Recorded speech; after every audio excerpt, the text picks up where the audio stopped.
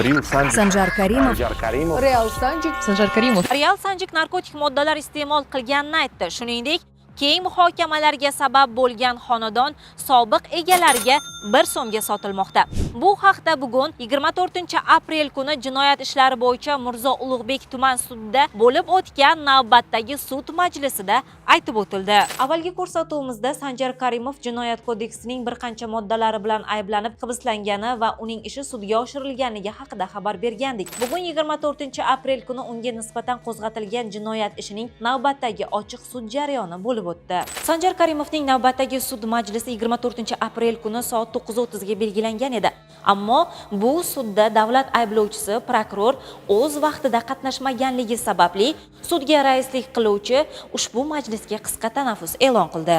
Davlat ayblovchisi Mirzo Ulug'bek tumani prokurori o'rinbosari Navruzbek Saparov sud majlisiga yetib kelgach, sud majlisi to'liq holda boshlandi. Sud avvalida Gonza nomi bilan tanilgan bloger Gaydar Aliyev sud jarayonlarini noxolis yoritgani uchun sud majlisidan chiqarib yuborildi va sud tomonidan ommaviy axborot vositalariga real holatni yoritish tavsiya etildi. Shundan so'ng Sanjar Karimovga nisbatan jinoyat kodeksining 203-moddasiga ko'ra ish ko'rib chiqildi.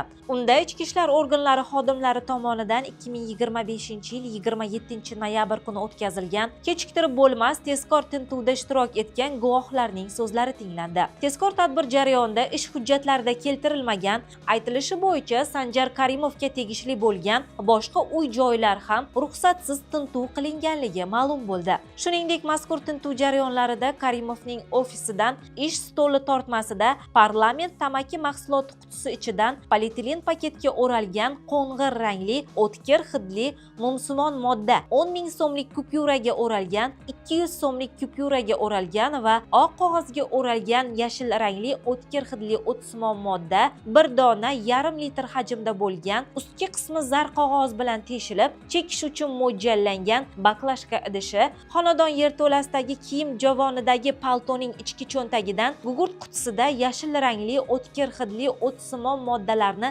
saqlab kelayotganligi aytib o'tildi. Ayblanuvchi Sanjar Karimov bu moddalar marhum otasiga tegishli bo'lganini, otasi Amerika fuqarosi bo'lganligi uchun bu davlatda 4 grammgacha bo'lgan giyohvandlik moddalarini yonida olib yurishga cheklov yo'qligini, otasi umrining so'nggi 2 yilini O'zbekistonda oilasi va o'g'lining yonida o'tkazganini, tintuv qilingan ofisni otasi ikkisi boshqarganini va bunga tutash yon xonadonda otasi yashaganini aytib o'tdi. Hamda ushbu moddalarni otasi sog'lig'i yomonligi tufayli iste'mol qilganligini aytdi. Ko'rsatma davomida Sanjar Karimov otasining vafotidan keyin stressda bo'lganligi, shu sababli baklashkada 2 marta giyohvandlik moddasini yakka o'zi iste'mol qilganligini bildirdi va ushbu moddalarni hech qanday sotish yoki olib chiqish maqsadida saqlamaganini, shunchaki otasidan qolgan meros ekanligini bildirdi.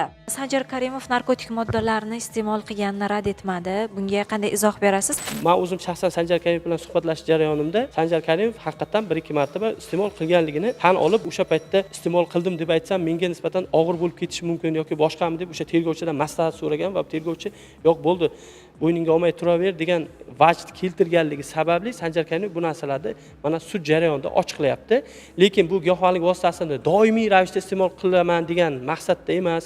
Chunki unga nisbatan o'tkazilgan narkologiya ekspeditsiyasi tekshiruvlar va boshqa tekshiruvlarda ham, qon siydik analizlarda ham undan giyohvandlik vositasi tarkibi chiqmagan. Bitta masalani ham yana e'tiborga olishlaringizni so'raymiz. Giyohvandlik vositasini tarqatish, saqlash to'g'ri. Jinoyat O'zbekiston Respublikasi qonunchiligi bo'yicha jinoyat tarkibini tashkil qiladi, lekin uni iste'mol qilganligi uchun qonunchiligimiz bo'yicha jinoyat javobgarlikka tortilish ko'rsatilmagan. Imkoniyat bo'lsa agar Sanjar Karimovga nisbatan giyohvandlik vositasi iste'mol qilgan qismini ommaga ma'lum qilmaslikni men iltimos so'rardim. Sababi bu uning shaxsiy ishi, shaxsiy hayoti. Sud majlisida keng muhokamalarga sabab bo'lgan uy mojarosi haqida ham gap ketdi. Bu galgi sudda ham ayblanuvchi tomoni Alimbayevlarga tegishli uy-joyni marhum otasining nomidan o'zlariga qaytarishga tayyorligini, agar Alimbayevlar hadyani qabul qilmasa, 1 so'm evaziga notarial idora orqali oldi-sotdi qilishga tayyorligini ma'lum qildi. Shu sababli raislik qiluvchi sudya Berdiyevdan mazkur uyga nisbatan taqiqni olib tashlash haqida iltimosnoma kiritildi. Raislik qiluvchi sudya boshqa ehtimoli mavjud bo'lgan xavflarni oldini olish maqsadida keyingi sud majlisida notariusni sud majlisiga chaqirgan holda ushbu uy-joyni oldi sottisini amalga oshirish mumkin bo'lishini ham aytib o'tdi. Shu bilan bugungi sud majlisi o'z yakuniga yetdi. Navbatdagi sud majlisi 27-aprel kunga qoldirildi. Sud yakunida esa biz Sanjar Karimovdan ham intervyu olishga ulgurdik. Uy muzoq pulni bergan pulni oldi sotish shartnoma paytida pul taqdim etilgan. Oldi sotish shartnoma bo'lgandan so'ng o'sha pulni aytilganki, kuyovimga berib yuboring deb. Mana o'zini pokazaniyasida ham aytib turibdiki, kuyovim sarmoya kiritishga men yordam berganman deb. Aslida mana tergov davomida nima bo'ldiki, nima izoh bilindiki, o'sha uy puli qarzini uzish uchun boshqa odamga berib yuborilgan ekan. Hozirgi kunda men shu pul bo'yicha jabr ko'rishga tayyorman. Tayyor bo'lgan holda shu uyni qaytarib berish niyatida yuribman. Endi hamma narsa bilan quruq qolib, men faqat qolyapman. Boy o'z aytdingiz-ku. Moddalar bo'yicha nima deysiz? Narkotik moddalar bo'yicha izoh berib ketdim. Otam klinikadan mana O'z aytdingiz-ku boya mana ozodlik va cheklov bilan bog'liq hayotda qanday farq bor orada? Men nimalarni tushunib juda ham katta farq. Har galgi sud majlisidan so'ng voqealar keskin tus olmoqda. Qalampir.uz ushbu sud jarayonini yoritib borishga harakat qiladi. Bizni kuzatib boring, bizdan uzoqlashmang.